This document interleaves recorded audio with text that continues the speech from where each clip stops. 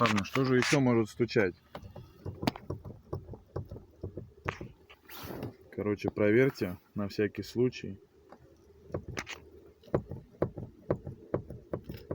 Вот на кочках. Вот этот болт. Вот этот.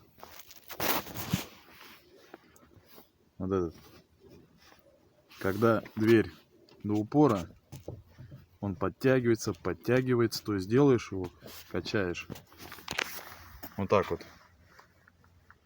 В этот момент потихоньку подтягивается этот болт. Вот этот вот под звездочку. Поэтому его нужно проверить. И в итоге его подтягиваешь. И все. Вот на кочках, скорее всего, тоже может стучать. А заметил я из-за того, что излишний скрип пошел.